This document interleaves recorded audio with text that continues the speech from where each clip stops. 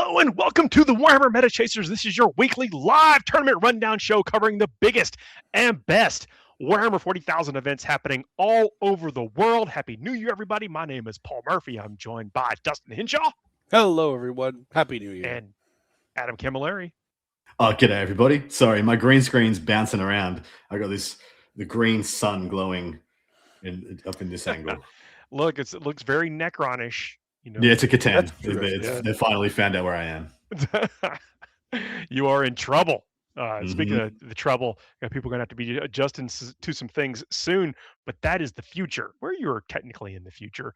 But we're going to talk about the now. I hope everyone is doing all right. Like I mentioned, this is a live show. Hope everybody is doing all right. Erwin, good to see you in the chat. Michael, Smurfette, what's going on, everybody? This is our first episode of 2026, and it's just the herald of some amazing things to come. We have some business to take care of this episode, but that comes later. What we're going to talk about now is 3 amazing events happening all over the world. Like I mentioned, we've got the Nottingham Super Major, Las Vegas teams, and the Nations Cup. How's it going, gentlemen? Yes. Wow, the game just went from dormant for the last 2 to 3 weeks to full-blown insanity. There is 600 or 700 plus player events happening all over the world. Dustin's headed to one this weekend himself. We got a 150 player national team event over at the Alpine Cup in Leoben. We have 350 plus players over in Nottingham. We have a couple of hundred, we have 500 to 600 playing in the United States this year.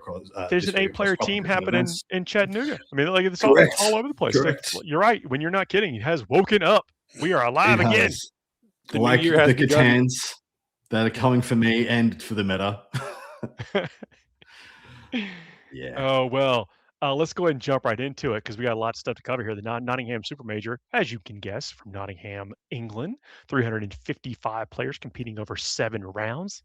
What are we going to see there? In the Imperial Super Faction, there are 2 Imperial Agents, 6 Sisters of Battle, 15 Custodes, 2 Admech, 18 Astra Militarum, 6 Grey Knights, and 7 Imperial Knights.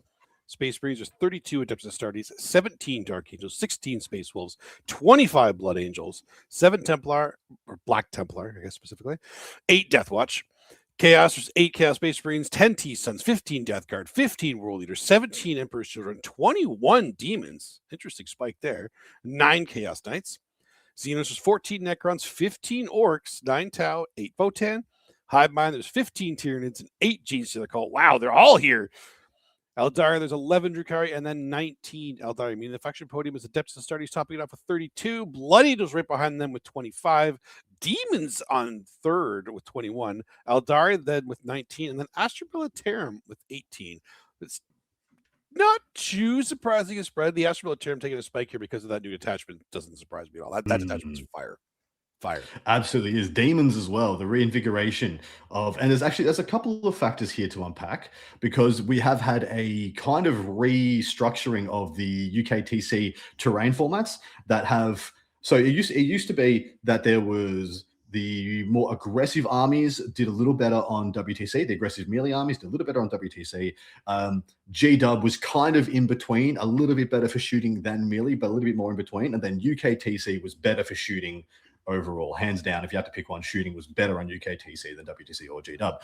Now UKTC is kind of in between Games Workshop layouts and WTC. It's much more of a friendly staging area, and you have a lot more cover and a lot fewer lines of fire. And I think people have identified that as being quite good for Scintillating Legion, and they are here in absolute strength. These new terrain formats, I believe, is leaning a lot of credence to getting those big birds on the table. And definitely the English and UK meta is telling us that is maybe correct. I was surprised to see Eldari still in such strong numbers, but it turns out a month off over December was enough for people to brew up what they wanted to take, and Eldari still have strong numbers. We knew they were going to have to go back to the drawing board and have to reinvent the wheel and, maybe brew a little bit on some stuff. It's a deep codex. I mean, it really is. All the units are great. Granted, where people were taking some things that were very good and very efficient, but there are other things in that book that are still good, fit for purpose. Honestly, in the hands of a competent player, for 2 competent players, Oath of Moment is likely to be the best army rule in the game. In the hands of an expert player, I think Battle Focus and the Eldari army rule might be better. If you are proficient and an expert at Eldari, that is like 6 of the best stratagems in the game that you just get to windmill slam every turn for no CP expenditure. It's even, and I'm gonna go a little bit further beyond that. Just hopefully to add, it's that you can have, it's playing that perfect game with Eldari in round 7, the same way you would do it in round 1. And that's a different caliber, I think, of like if you want to extend your game, that's something to focus on. Like how do you make the last mile like the first? And the only reason we're talking about that is because that's one of the reasons that we don't think Eldari will ever truly bottom out. They just start at if you are good at playing at Eldari, you kind of just start at a very strong place, and then build your list from there. I have done the Eldari detachment breakdown because, of course, I was really curious to see, what people were taking, but we'll get to that momentarily. Anything else here jumping out at you guys numbers-wise? I'm a really big fan of the Emperor's Children numbers. If there was a 6th spot on our faction podium, it was Emperor's Children at 17 players. There's a lot of Tyranids too. 15 Tyranids is nothing to snuff at with the numbers that we have here. Like that's actually a really big representation. There's nothing really that changed with them either. Yeah. Yep. Which is kind of surprising. Of course, we have to draw attention to the Astartes super faction, where we have 25 Blood Angels is what I'm going to say. Of course, correct. Of course, I was waiting for you to say. 25 Blood Angels, 32 Adeptus Astartes. This is also showing once again the change in the terrain layout being a little bit better for the aggressive styles of play.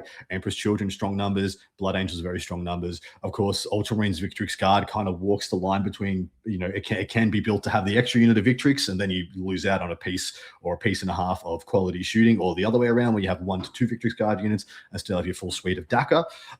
The way people decided to go with it, we'll just wait to see the results, because I'm sure Victrix are going to do really well here.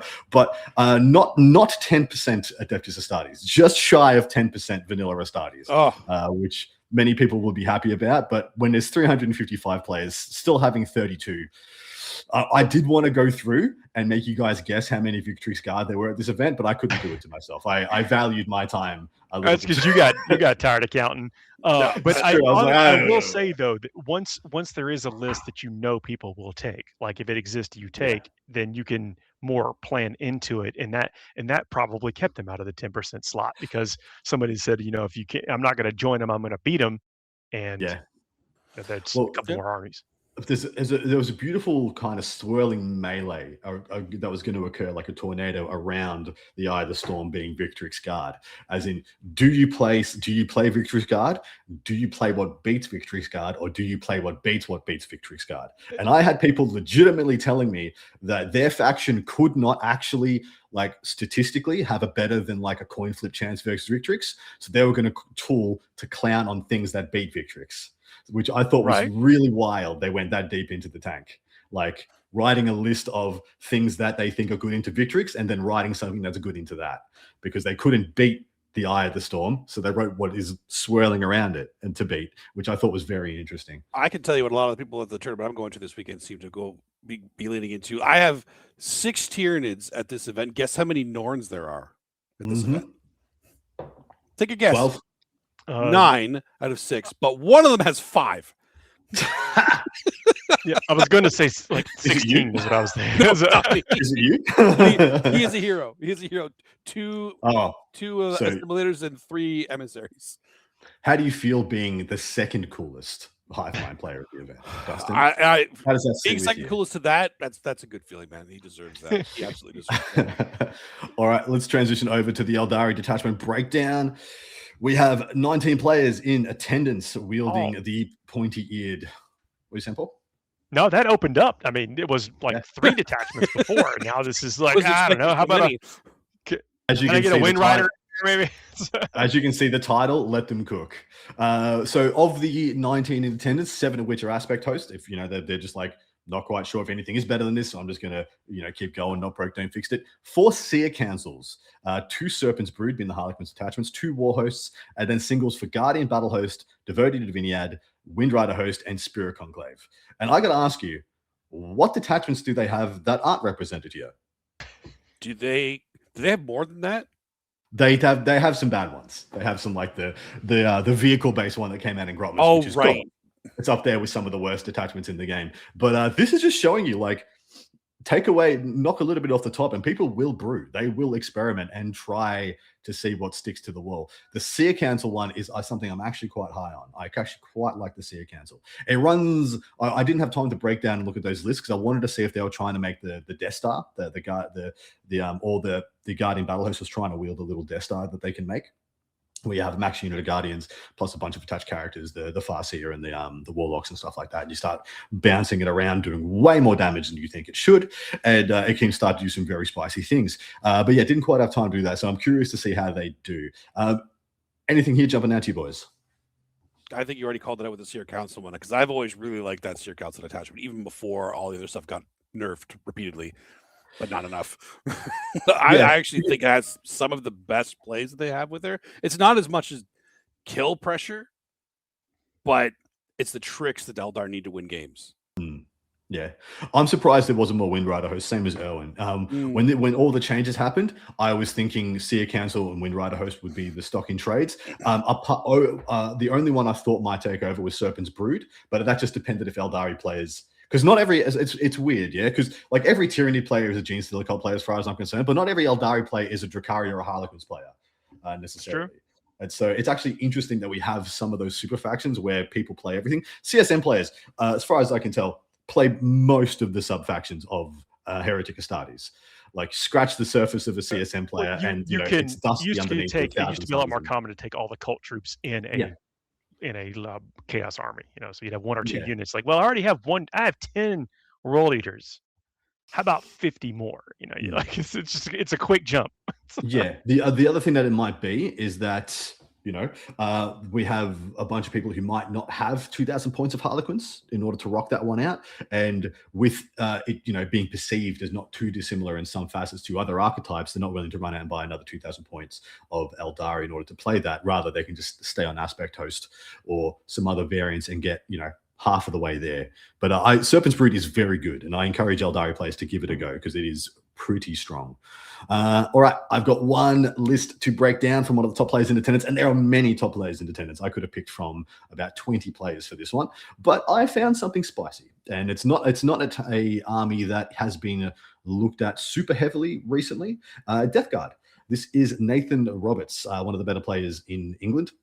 He's playing a Virulent Vectorum of Death Guard, and you will see some interesting things. Starts off with a Demon Prince with Revolting Regeneration. As you know, if you're taking Vectorum, this guy's in there. But then just a Lord of Virulence and a Tallyman, so no Lords of Contagion.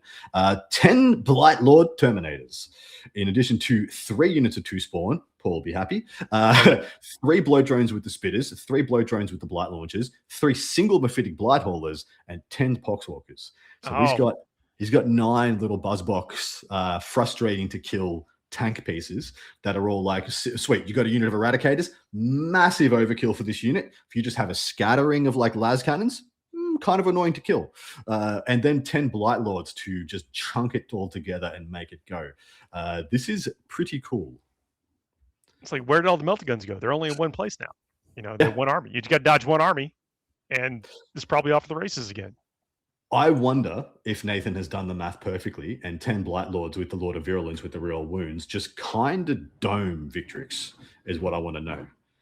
Because they shoot pretty hard and with a lot of rerolls, and you can shoot out a flooded bloat drone to ignore the AOC essentially on the unit because you give them another minus to the AP, and so you can kind of just make them take 1,000,000 saves, and maybe they just do enough, and then it's not like it's a unit that like a half a unit of Victrix can surge into and think they're going to win the combat against. If they get fully junked by all 10 Blight Lords, it might only be like 2 or 3 left, and then you're like, sure, surge to your death, go for it. Yeah, I don't think they care about it at all. Like, come closer. Like, that makes it one. You've helped us with our slow movement by coming closer.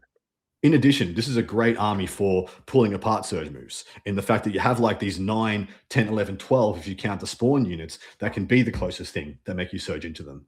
And surge away from the pile, surge away from the objectives, do all these little annoying bits and pieces. And it's not like these things don't do damage. The Spitters, might not be great into the meta at the moment, but they're nice little activators, a good little Overwatch piece, especially against stuff like Guard, which are going to be out there, and the Demon matchup, which is going to be here as well. And then the Blight Launchers, it's just one of the best shooting profiles in the game for a single gunshot. And then I got to tell you the amount of times I've lost like a Little Knight, like a full health like Armiger to 1 Blight Hauler. And I'm like, why? Why, mate? Why be like this? It's really annoying little bastards they are. But I love this list. I think this is a cool tech list. I love the inclusion of the spawn. The spawn, I think, is the key to this because they give you the. Sorry, Paul. No, I think a lot of Death Guard players may have this already. Like these are, have been units that have kind of gone up and down through popularity. This would be something that, if it works, easy to get on the table. 100%. And yeah, I think the spawn are the key to this because the spawn give you the durability baseline. There's nothing here that is easy to kill. The 10 Poxwalkers is an easy thing to kill. Once you kill the Poxwalkers, what are your bolt guns and lasguns actually doing this game? Essentially nothing. You don't have any targets for those guns. You've taken them out of the game. And those spawn just kind of do your utility bits and pieces while still kind of being really annoying to get rid of. So I like to spawn in this a lot. The 3 units I think are fantastic. And yeah, I think this is going to do really well for Nathan. Nice. I like it. Time to pick some winners, gents. First picks of the new year. This is a tough one. Essentially, do we want to vect ourselves from picking Astartes? Because I got to tell you, after looking at the top of the meta and the players in attendance, probably like 8 of the best 15, 8 of the best 20 players in attendance are taking massed Ultramarines, and one of those guys is almost definitely going to win because they just dodge their like counters at the right times or whatever. So let's not pick Astartes for this one. Sounds good. That's fair. Of course, we know the meta has just changed as well around them. So picking them at this last juncture feels a little rough. All right, camera's going down. Here's the roll. Who wants to you're trying to finally bringing some integrity to to this whole process. No integrity. What I don't know. It's got a couple of M's on it. I don't know if that's good or bad, but none of you have M. So Paul Murphy. I know. Pick the M. You call it, brother. You picked just the M. Yeah, just the M. Just the M. It's a 5. That's basically the 5 of the M. That's Paul. Yeah, that's good enough. Paul, you pick first. All right, fair enough. Thank you for that generosity. It's a real pleasure to be here, and I appreciate this opportunity to pick. Blood Angels? I mean, got to go with Blood Angels. Yeah. First pick of the year, 25 in representation, new detachment. People loving those Death Company and everything they can do with them. Fair call. Dusty boy, you want to go next? You're right. First pick of the year. I'll go Tyranids. Nice. All right, we're all just going to do our defaults. Yeah, man. Oh man, don't ask me to default to Imperial Knights in this meta. Well, that was you said Imperial Knights was last year, so you could free yourself from that. What do you No. How many? New year, new you. I actually don't feel bad about picking Chaos Knights. Chaos Knights it is. All right. Dark Angels are also on the stack. There were 17, 18 Dark Angel players? There was 17. They would have been equal with Emperor's Children in 6th place on the podium. So they're not a bad pick. But I'll stick with my guns. I'm going to pick a Chaos Knight variant a Knight variant as my default for this calendar year also. All right. Next event we're going to be talking about is the Nations Cup. This is in Leoben, Austria, with 128 players and 16 national teams of 8 competing over 5 rounds. What is it going to look like? In the Imperial Super Faction, there are 7 Sisters of Battle, 6 Custodes, 4 Admech, 10 Astra Militarum, 2 Grey Knights, 1 Lone Imperial Knight. Space Marines, 10 Adeptus Astartes, 1 Dark Angel, 1 Space Wolf, and 3 Blood Angels. Chaos, there's 3 Chaos Space Marines, 5 T-Sun, 7 Death Guard, 8 World Leaders, 12 Emperor's Children, 8 Demons, and 6 Chaos Knights. Xenos, there's 5 Necrons, 7 Orcs, 7 Tau, 2 Votan. Hive Mind, there's 3 Tyranids and 2 Genius of the Cult. Eldari, there's 4 Drukhari and 4 Eldari. I mean, technically, topping out the faction podium is a total of Astartes at 15, but really the winner is Emperor's Children at 12, and then regular Astartes and Astra Militarum at 10, then Demons and World Eaters at 8. What do you think of that breakdown for this? This is like a Emperor's Children being in a multiple of 6 is also really great. Before we get into that, I also want to say welcome, Halo Bang Out. Says staying up for a live stream. It's 2:30 a.m. Welcome. I'm glad you catch us live. Hey, that's a true fan right there. I love you. Where are you in the world that's 2:30 a.m.? Are you in the UK? I'm assuming that is somewhere along that. Yeah, it's got to be in Europe. Yeah, first to Europe. Yeah. All right, this is spicy. So this is national teams. So every team here is representing their nation at some level. So we have some absolute monster nations here. We have Germany, we have France, we have England, we have Slovenia, Slovakia, Czech Republic, bunch of other incredibles, Austria as well. This is going to Norway. This is going to be like super stacked, and a lot of teams are bringing their WTC prospects to this event. Like there's actually, I was going down all the teams, and I'm like, oh yeah, I know that guy, I know that guy. I don't know 6 of these dudes though. Like, so they're blooding a bunch of prospects and getting them ready for, possible selection in a couple of months. And so, yeah, this is going to be very interesting to see who's going strong there. Empress Children topping things out is a little surprising to me. Not shocked, not like super shocked. But the Winged Dinging Princes and some of the things they can do are just, I mean, they're just hard to play into. It's hard to play into with confidence. And the only people that can play into confidence are their counters. And this is 8-player teams. You should be able to dodge a couple of your worst counters. So if you can, Empress Children is terrifying because Empress Children does not get like small wins.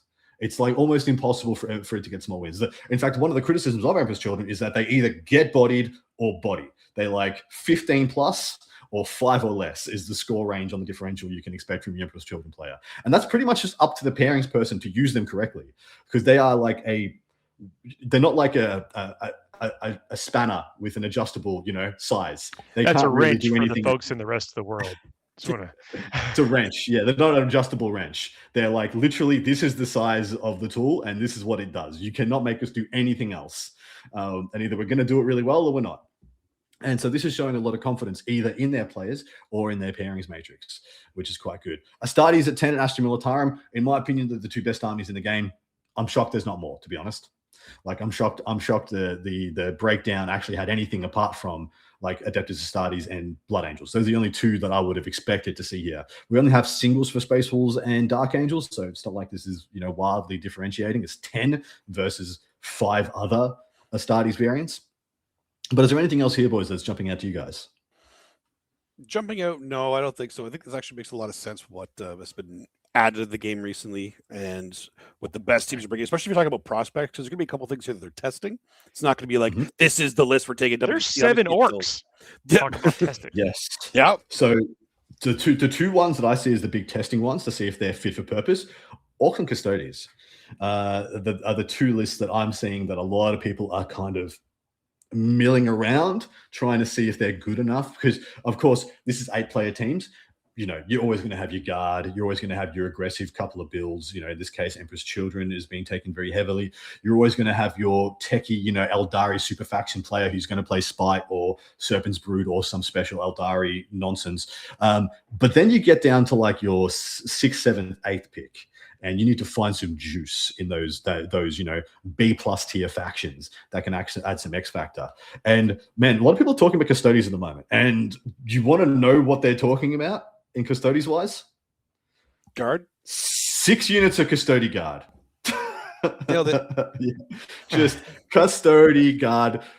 Do not lose me this game in teams. This is what they're talking about. I'm going to brick wall you. Shield host you, and even though it's not always that detachment.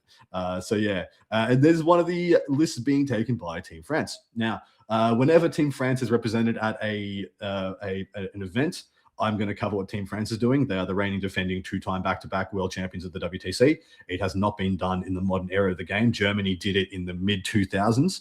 It has not been done since. They won last year and they won the year before. Absolutely ridiculous that they were able to do that with all the pressure and all the targets on them. So I'm always going to see what they're doing, and you guys are going to see as well, because I can't wait to see who beats France, because essentially you're made. It's like becoming a made man in the mob, knocking off France at this point. They are that high on the pedestal. All right, and, via the community. The community has put them on there and via their own results. But let's break down their 8-pack. We have Death Guard Villain Vectorum, Eldari Serpent's Brood, Berserker Warband World Eaters, no surprise there. Demonic Incursion of Demons, so not scintillating. Demonic Incursion. The Custodian Shield Host that I mentioned previously, and that is the one I mentioned. Then a Liberator Assault Group of Blood Angels, so that's not Olivier, going for Rage. That is Olivier, not going for Rage Cursed. And then Bringers of Flame, Adeptus Sororitas, and a Grand Coven of Thousand Suns. what I find really interesting here is that essentially is that 6 out of 8 are playing index detachments. It is. Vectorum, Berserker Warband, Demonic Incursion, Shield Host, Liberator, and Grand Coven. Well, let me back into that a little bit, because in 8-player teams, you don't find the take all comers list do the best, because you are trying to kind of outmaneuver and outpair and out things like that. Yeah. Is different from a 5-player teams. But the index detachments have more broader take all comers rules. So maybe you're taking the tech choice while getting the detachment rule that puts you more equal footing with everything you've got. Yes. The other way to think of it, and I'm going to say this out loud. I'm not going to put this aspersion on them, is if you think you have the best 8 players in the room, you do this. You take as many all-comers lists as you can, and you put your players in, expecting them to outplay the differentials in tech pieces and SKU lists. Despite that, that isn't what they've really done, because, of course, the Berserker Warband isn't really an all-comers list. It's like, me and my 40 Berserkers, we're just going to kind of run you over. And you deal with it. Yeah. Stop me if you can. Same for the Serpent's Brood. The Serpent's Brood is like a beautiful tech piece. It's like Drakari with different tech stuff and much better anti-tank, but also can just run you over if you let it. Same as the Liberator Assault Group. The Shield Host will do it a little bit slower. Probably does it on turn 3 or turn 4. But if you don't kill enough Custodian Guard, 25 of them might be on your objective on turn 4. And what are you going to do about it? The Bringers of Flame here is the interesting one. So Bringers of Flame is coming back into vogue. And the sisters lists at this event are all either Champions of Faith, which is, of course, the Sacrosanct build, or Bringers of Flame. There's no Hallowed Martyrs, which I found quite interesting, because I think Hallowed Martyrs is quite good. But it might be that they've identified it's a little bit better in in singles than it is in teams, and that just not dying and then just killing people harder is a little better. Grand Coven's an interesting one as well, because I'm assuming because they took demons. I don't know if you guys know this, but if you can take demons and then also take demons again in your Thousand Suns list, Emperor's Children's list, Death Guard list, because they're in the codex. Because they're a listed data sheet in that codex. They're not demons at that point. They're just Thousand Suns. Correct. That happen to be demons. So I wonder. Yeah, there's also a thing here that happens at these events. We call it psyops. I don't know if you know what this is, where you deliberately try and mislead your opponents. And so I would not be surprised if there's a lot of players here that aren't taking the absolute best thing that they have. Like, they're like, cool, I've still got 3 or 4 months until I need to lock in on what I'm actually playing for WTC. So I'm going to take something that looks a little bit more generalist while I hold back my spice.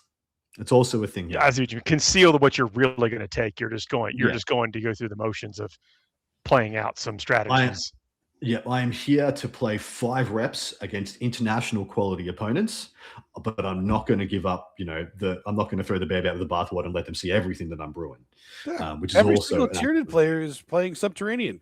Every single one. They all 4, and they all have a zone. They all have at least 1 zone threat unit. One crazy man has 2.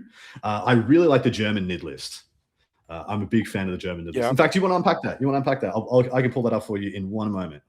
I could probably do. Oh wait, I got it. All right, you got it. I got it. Tell us a story, mate. All right, Patrick Schmidt. It is Subterranean Assault, like you were saying. So we got 3 Hyper Adapted Raveners. Yeah, this seems to be a Neuro Tyrant, Swarm Lord, Trigon with the Trigon Prime upgrade, because why wouldn't you? Biovore, Lictor, Neurogons, the min squad of them, 1 Neurolictor, 2x5 Raveners, 2 Screamer Killers, 3 Von Ryan's Leapers for some infiltrate to get out of my face, and 6 Zoanthropes. So it has a lot of versatility with the Raveners and the Hyper Adapted Raveners, which I really like those. Yeah. The Screamer Killers are actually the interesting thing that actually really comes into play when you have Zoanthropes, because they can start triggering mortal wounds multiple times in the shooting phase. So here's my questions for you, mate. So a lot of the criticism of Subterranean Assault is that a savvy opponent can really mess with the tunnels, especially on denser boards. To my eye, this looks like a Tyranid list built to play on denser boards. There isn't a shooting piece worth its salt in the entire list outside the Zoes. He's got 1 good shooting piece. Everything else is just melee. People assume and have said to me, Subterranean is bad on heavy tables. Why is this list a thing then? Well, the way that they're going into it now is you see the number. Well, you don't see it, but the number of Ravagers that are in here are really going to make a difference with that. Both where they make the tunnels, their mobility, because they don't care about the walls. They actually can combine to make really, really nasty anti-melee threats if they want it, if you need to combine them together, or just keep them as MSU. The ability to just go up and down heroic for free. They're actually very big in this list. The Screamer Killers can themselves screen out a lot. Plus Swarmlord for the Vector, just to have if you want to start screening stuff, he's out in front making a costume war. Like anything out there, the Swarmlord is becoming a pretty big piece in a lot of the Tyranid lists, especially Subterranean Assault, specifically to be forward and be that piece. Like, all right, you want to screen me? Cool, go ahead. You have to be near this guy then. Nice. Well, dude, yeah, nicely unpacked. Let's time to pick some winners. So Paul went first last time. Dustin goes first this time. This is the hard one because it's. I'm going to steal it away. I'm going to take Blood Angels. Ooh, dirty. It's a dagger. We have such a little. I was all friends last. Good start to the year, and I just ruined it. I'm going Emperor's Children. What would you like, Paul? That's a good choice. What I want in this case? I'm gonna go with Astra Militarum. That's a good choice too. That's a good choice. Yep. All right. I feel like, unfortunately, the Astra Militarum will be a lot put out first. Yes. Yeah. And so generally that means what it gives out is something that's prepared for it. Like, so it's going to pick a light table. Cool. So it's going to hopefully fight things that still get points on light tables is what you're saying there. Yeah. 100% agree. Yeah. All right. We all picked? Yeah, we are. Let's go. Yeah. Oh, yeah. We thought you froze for a second. I was stunned. I'm still reeling from what Dustin did. Yeah. Just take that dagger out. You'll be fine. Next event we're going to be covering is the Las Vegas teams. This is from Las Vegas, Nevada. Love it when they make it that easy for us. 256 players and 54 teams of 5 competing over 5 rounds. What's going to happen? What are we going to see?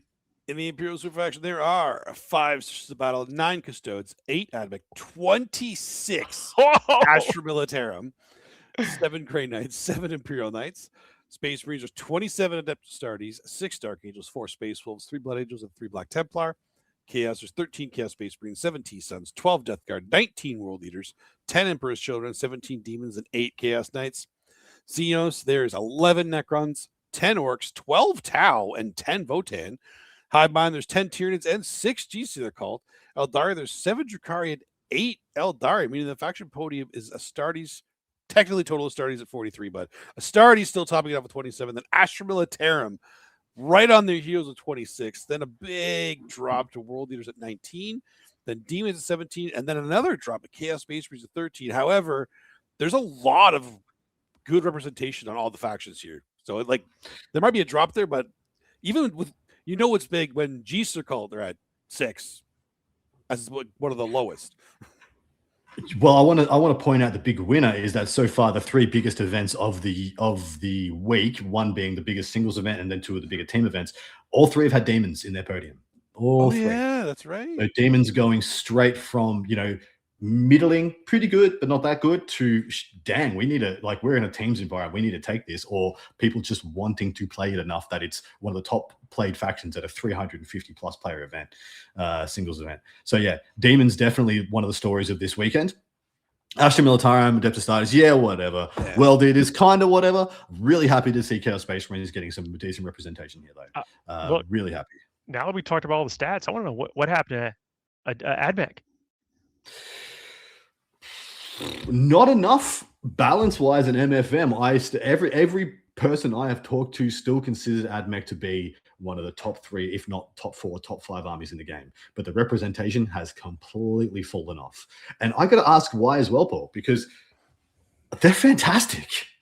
They are mind-bendingly good. It's a hobby-intensive army to collect. And so maybe if you started at the end of, the world champs, you might just be getting done. Maybe it's another couple of weeks before we see that bubble, but it is very strong. And in these team events, sometimes you play a lot of borrow stuff to get your stuff on the table. So anyway, I just want to point out, I think it's a notable exception from the couple of events that we've. It is. So 355 players in Nottingham, only 2 Adeptus Astartes, 2 Mechanicus. At Nations Cup, 4 out of 128. And then over here, we have 256 players and 8. So we have the most of this one with 8 teams taking them. But still, like, for one of the best armies in the game, like it is just not getting representation. It's very possible that Astra Militarum just jumped right back into that slot. Yes, indeed. The role that it plays, maybe that's the culprit there. And we all know there's a lot more treadheads out there than binaries. I have identified 5 teams that I think have a very good chance of winning this. If you want to hit the next slide, Dustin. These are the 5 teams that I've looked at and I think have an extremely good chance. If not, I would not be surprised if the podium is made up of 3 of these 5 teams. There are probably 10 to 12 teams that could legitimately win this. These are the ones that I've picked. Yes, a lot of them have my mates on them. Yeah. It's kind of hard not to do in this Warhammer. Yeah, it really is. Giant tournament community, but well, we know a lot of folks. But between you two and the chat, pick me a team and I'll unpack it for you. All right, chat. Which one of these you want to unpack? Zugwang. Zugwang. There. I mean, you said that so funny wise. It's going to be hard to. Who's on that? Okay. So that is Alex Pina. That is Celeste Locke. Durante Bozzini, who's one of the best tower players in the world. Floof Cox, just an incredible player as well. And then Isaac Terada from the Xenos Petting Zoo.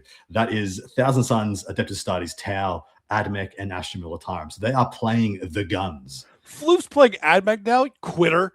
I know. No, we're not unpacking that one. No. No.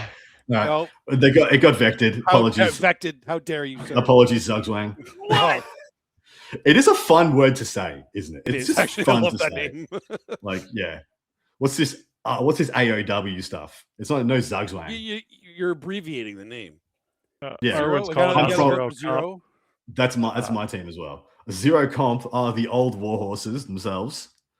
I mean, we're kind of like the old war horses of commentators, right? So United Wargamer says, how we doing? Doing all right. Thanks for trying to jump in the chat. So that is, this is some names. These are some hallowed antiquity names. We got Frankie Giampapa, Junior Fleehey, Mark Simmerane, Phil Stinnett, and Reese freaking Robbins himself. So this consists of. You weren't kidding. Yeah, man. These are some of the old war horses. I love it. So Frankie's playing Halo Screed Admech.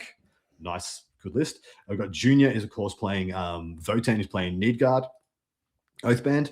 We have Mark there playing Berserker Warband, World Eaters. Then we have Phil who's playing Ultramarines Gladius. No surprises there. And then of course Reese is on Grizzled Company at Astra Militarum. Any of those very interesting boys, and I'll break it down in detail. I'm curious to see what the Leagues of Votan is.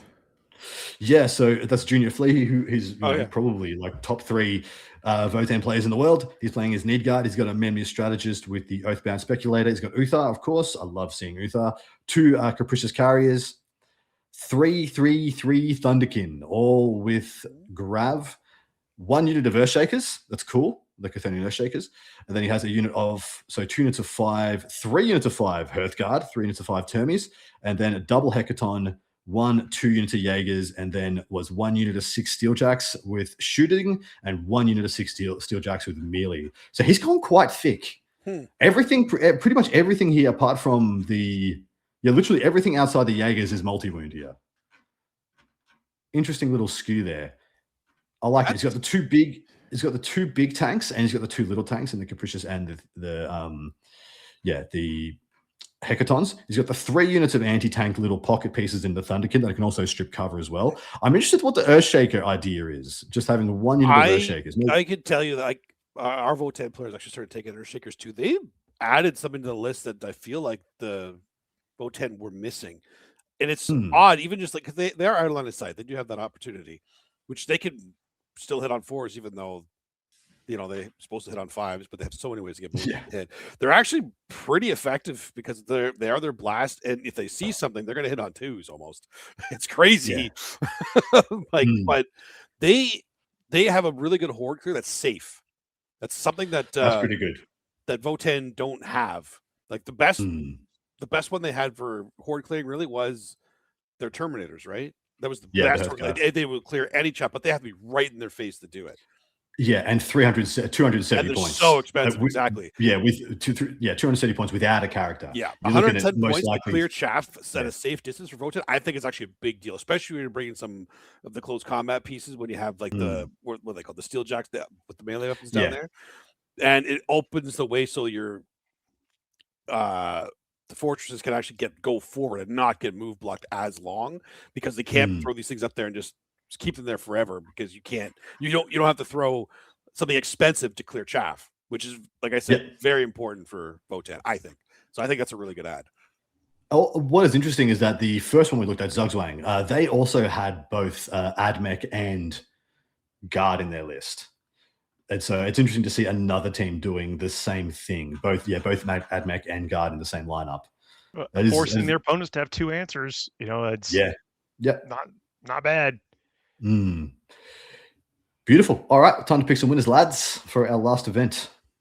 Of course, I know we didn't put this caveat in here, but we pick not the team that's going to win. We pick the faction we think is going to get the most battle points, which is sometimes not on the team that is doing the best there. That's correct. At the team event. I believe it is my turn to pick first. I am going to go with World Eaters. Ooh, that is spicy. So it's a very interesting terrain format and mission lineup here, where you will play different missions in the same pairing, and different terrain formats and different missions in the same pairing. And I'm of the opinion I don't really know how it works, but if you get the better of it, that's how the ATC did it this past year. I mean, it's the same format. Yeah. So I'm of the opinion there are some armies like World Eaters that if they get a little bit more decision making, like we've got a bit of pairings going our way and I can make the mission go my way a little bit, they just green light themselves into big wins. And so that's what I'm betting on. It's a neat format, by the way, because you get to, you pick like the table and then one of 2 missions, either one or the other on the thing. And so how it all matches up, maybe if you're outlisted, you get a better mission format for yourself, feels like you can get those engagements like you're talking about. So Paul, you're picking second. Oh, I'm stalling a little bit now. I will tell you, boys, I'm definitely picking a player. Like I'm picking like Anthony Vanilla. He's playing one of the other war teams. I need to tell you, Paul, Jack Harps is playing Blood Angels. Yeah. This event. There's options there.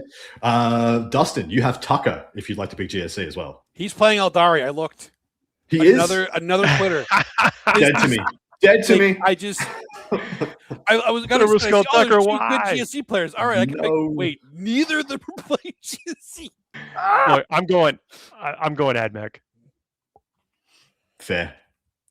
Yeah. Wow. None of my known. I was looking because this is my disgusting. Chance. I could do it, but I can't. All right. AdMech has been picked. Dusty, what would you like? Oh, jeez. This is a lot harder now, though. Like I thought I had it figured out when I saw those names, and then just rug pulled right from under me. You know what? What did you take, Paul?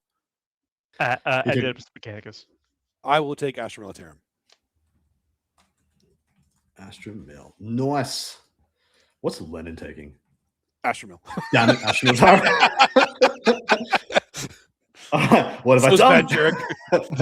No. There is infinitely amazing players on so many different stuff, so I'm not too bothered. But that brings us to the end of this portion. Yeah, it's going to do it a little bit differently this episode because we had a bit of a highly contested contest between us humble announcers here and host at the end of last year, where we're all tied for the same number of months for coming into 2025. Not quite. So going into December, y'all are all tied. Yes, going into December, Paul had won 3 months of the year, as in he had picked more winners for 3 months of this year and therefore won that month. So he was on 3 months he'd won. Dustin and I were on 2 months we'd won each, and we ended December on 9 points each to see who wins the month. So, by the way, yes, Dustin we and are I- aware there are 12 months in the year. There's just a couple of months we didn't get enough. we laid a couple eggs this year. It's fine. Dustin and I are currently on 9 points each to decide who wins this month. And we decided there's not going to be any draws. There's not going to be any of that nonsense. That's So- the point. We're going to a sudden death round. Paul is going to ask Dustin and I a series of questions, and we're going to answer to the best of our ability. And you can do this however you want, Paul. You can ask it to us both at the same time, or ask it to one of us and then ask another question, or whatever you want to do, to decide who wins December out of Dustin and I. And then next week, whoever loses out of Dustin and I will be asking a series of questions to Paul and the winner to decide who actually won 2025. So Also, Adam, when you get asked your question, hands up. We don't know. No Googling. I was going to say, Hands so up. here's the rules. No internet searches. So it'll be the first one to answer or the closest to the answer if the first person to answer is not correct. Turn my head and around. in the instance of where it's a single answer thing and we need to get closer, then we'll ask a second question. Anybody coming to this Okay. right now just thinks that Paul Okay. has taken us hostage. Yes, Yeah. right. Yeah. And don't turn around and don't get up to I count to 100. So first question is, who is credited for inventing Warhammer 40,000? Ooh. Mr. Citadel. That's Nice. Matt Ward. all right. Nice. All right. Well, so anyway, let's go to this question B where there is no correct answer. We trust you. You don't have to sit there with your hands up. That is I'll put them both in my ears. closest to in what year did the first edition of Warhammer come out? Ooh. So So like 83. 81. 87 is the answer. Whoa. And so Adam, you get that one. Okay, I don't get that one. I sucked less than you, Dustin. Yeah. This may I be should have done 1983.1. Yeah. no Price is Right answers here. All right. What title claims the first appearance of Spider-Man? Oh. What title? As in what? What title did he debut in? Fantastic Four? Is it like That's wrong. Balls. the title of the comic book that he debuted in? Yeah. It wasn't. So it wasn't in Spider-Man. He appeared in another comic book beforehand, and I can't remember which one now. I thought it was Fantastic Four. Avengers. No, it's Amazing Fantasy is what it is. Here we go. What year did that comic come out? 1967. 68. You're both wrong, but Dustin is less wrong. It is 1962. Oh, yeah. I guessed it was more than that. It was I should have guessed it was definitely less. not. I should have All right. cut you by You're one. tied. Tied again. I'm sick of this tie with What Adam. this is the tiebreaker. This is the final. This is the final question. No help from chat, although I do want to know if y'all got this right as well. Chapter Master of the Blood Angels, Dante, Commander Dante, as some of us refer to him. What's his first name? Whoa. I thought it was like Madonna. You just had the one, right?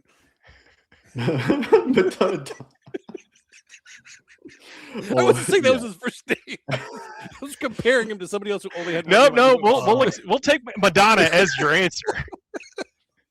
Well, it's pretty safe because I ain't getting this right. Larry. Larry. What is it? I really want to know what it is now. You know, We'll see if Dustin wants to offer up another. Lamarty's. Lamarte's Lamarty's. Dante. So is that like Luigi Mario and Mario It's- Mario it's- when Lamarte's is Lamarte's and he's Lamarte's Dante? Maybe. You don't know. I don't know. I wish that were true now that you've said it out. So, no, it is Luis. Oh, I was pretty Hey, close. I got the L correct. Yeah, you're all around it. all around it. We both got Okay, the but L's. since that was wrong, we got to go with the closest to. Closest to how old is Luis Dante thought to be? Is it Luis or Louis? Like, is it French or is it Luis? Good question. Yeah, it's So not it could Louis. be Louis. It's not It's not Lewis. Louis, then. It's definitely not Louis. How old is he? How old is he thought to be? I mean, it's true. Wait, It's what real. year are we thinking of? Like just As in present in day present Warhammer. day Warhammer. I'm how trying to old? figure out if he's over or under 1,000. You got to remember we had a little bit of a time jump recently in the story. You know, Hmm. it was- And who wants to? Who out of me and Dustin wants to take the first punt and let the other one undercut them? Yeah. I will be courageous and I will take the Take first punt. I'll I'm do going it. with I don't 13. mind. I'm going with 1,350 years. I don't want to be that guy, so I'll go with 1,700. So it is 1,300. What was your answer, Adam? 1,350 is what I said. 1,350 is closer. He's thought to be 1,500 years old. Oh, He has been chapter master of the Blood Angels for over 1,100 years. So you went 17. I was 150. You're closer off, by you were 50 200 off. years. I was too nice to you, Adam. I was Dang. too nice to you. Yeah. You were. You should have cut me by one. You would have won. But it's okay. I like How asking the questions. How later anyway. respectful. How respectful. Yeah, you're back in your usual role. That's of, right. So, Adam, you take this one, and now you have the honor of facing me. The championship round, and now I get to pick against some questions. whatever Dustin cooks. That'll be next week. He's going to be like, how many arms come in the acolyte box?